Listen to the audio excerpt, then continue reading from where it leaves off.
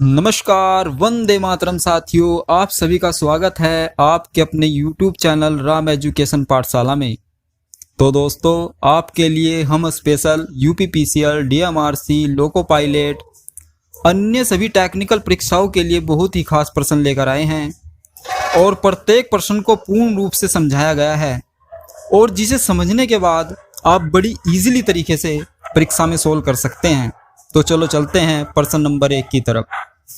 प्रश्न नंबर 1 आपके स्क्रीन पर यह रहा। विद्युत तारों में लगी आग को बुझाने के लिए प्रयोग किया जाने वाला अग्निशामक यंत्र है। तो इस प्रश्न का ऑप्शन नंबर सी सही होगा, कार्बन टेट्राक्लोराइड युक्त यंत्र। तो बढ़ते हैं प्रश्न नंबर 2 की तरफ। कृत्रिम श्वास क्रिया की सरलतम विधि है। तो इस प्रश्न का ऑप्शन नंबर सी सही होगा, मुंह से मुंह में श्वास देना। इस विधि का प्रयोग बच्चों इसलिए अधिक किया जाता है क्योंकि यह विधि प्रयोग करने में बहुत ही इजीली तरीके से प्रयोग की जा सकती है और पूरे विश्व में, पूरे वर्ल्ड में अधिकतर अपनाई जाती है। तो ऑप्शन नंबर सी सही होगा, मुंह से मुंह में श्वास देना। तो बढ़ते हैं प्रश्न नंबर 3 की तरफ। घाव को भरने के लिए प्राथमिक उपचार के डब्बे में ट्यूब होना चाहिए। तो ऑप्शन नंबर सी सही होगा, बीटाडीन। प्रश्न नंबर 4 आपकी स्क्रीन पर यह रहा। निम्नलिखित में से सुरक्षा का कौन सा प्रकार व्यावसायिक सुरक्षा में नहीं आता? ध्यान से सुनना, समझने वाली बात है बच्चों। व्यावसायिक सुरक्षा में नहीं आता। तो ऑप्शन नंबर डी सही होगा, सड़क सुरक्षा। बात समझने की कोशिश करना बच्चों। जो मशीन सुरक्षा है वह भी आपकी एक व्यावसायिक सुरक्षा है और जो आपकी शारीरिक सुरक्षा है वह भी आपकी एक व्यावसायिक सुरक्षा है और जो आपकी कार्य की सुरक्षा है वह भी एक आपकी व्यावसायिक सुरक्षा है। लेकिन सड़क सुरक्षा ये आपकी व्यावसायिक सुरक्षा में नहीं आती। तो ऑप्शन नंबर डी सही होगा, सड़क सुरक्षा। तो बढ़ते हैं अगले प्रश्न की ओर। प्रश्न नंबर 5। विद्युत उपकरण में स्पार्किंग का कारण हो सकता है। तो ऑप्शन नंबर ए सही होगा, ढीला कनेक्शन।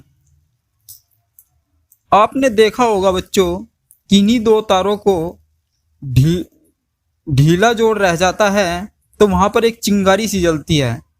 जब किन्हीं दो तारों में ढीला जोड़ रह जाता है तो वहां पर एक चिंगारी सी जलती है।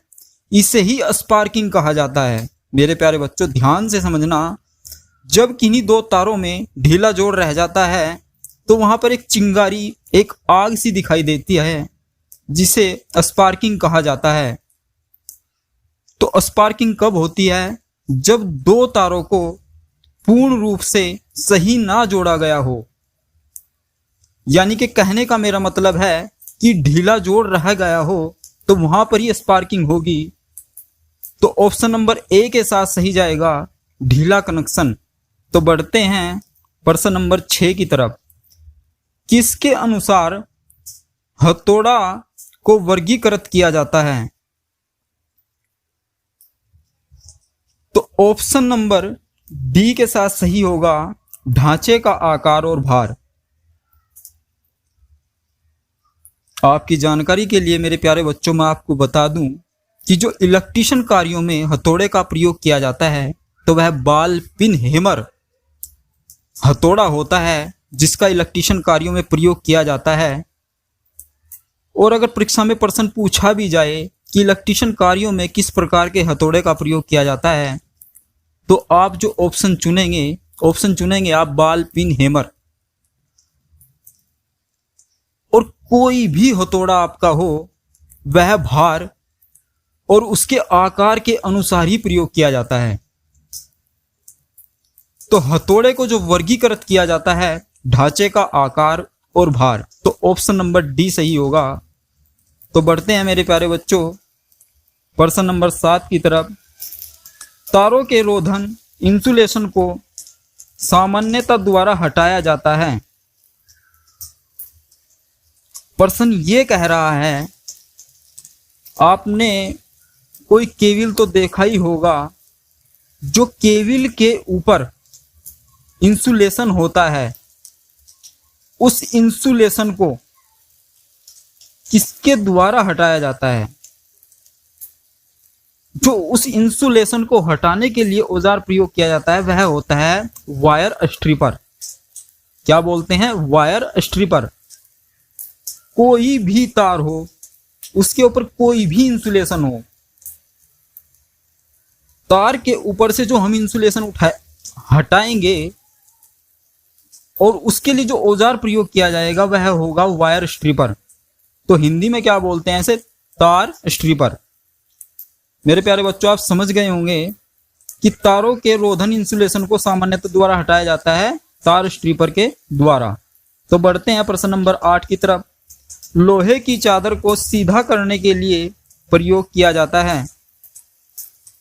तो ऑप्शन नंबर ए सही होगा, मेलट।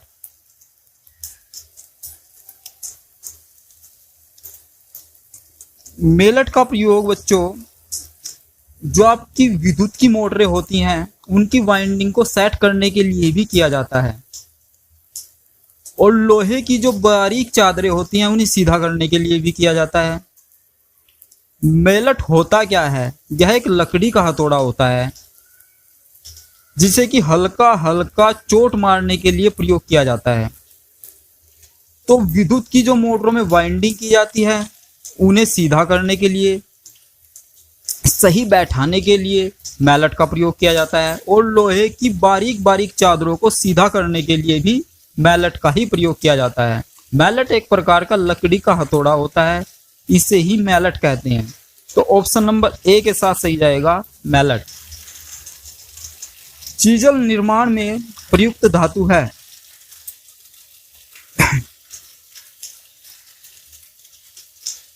आप कंफ्यूज ना हो बच्चों, जो चीजल होती है आपकी, छेनी को ही चीजल कहा जाता है। आपने देखा होगा छेनी का प्रयोग दीवारों में झिरी काटने के लिए किया जाता है। जब कोई भी इलेक्ट्रीशियन आप वायरिंग करने के लिए बुलाते हैं तो आपने देखा होगा उसके पास एक हथौड़ा और एक छेनी होता है, उस छेनी को ही चीजल कहा जाता है। और प्रश्न हमारा ये कह रहा है, चीजल का निर्माण में प्रयुक्त धातु। जो चीजल को बनाया जाता है वह बनाया जाता है हाई कार्बन स्टील से। तो ऑप्शन नंबर हमारा जो डी सही होगा, हाई कार्बन स्टील। तो बढ़ते हैं प्रश्न नंबर 10 की तरफ।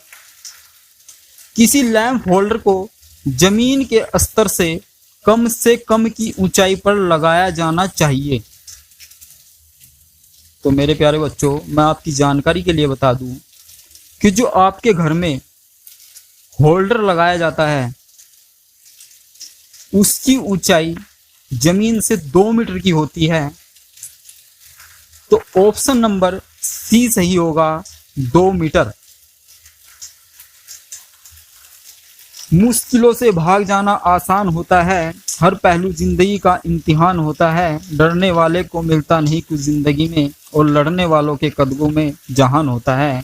तो दोस्तों, मिलते हैं नेक्स्ट वीडियो में। तब तक मस्त रहिए, व्यस्त रहिए और पढ़ते रहिए।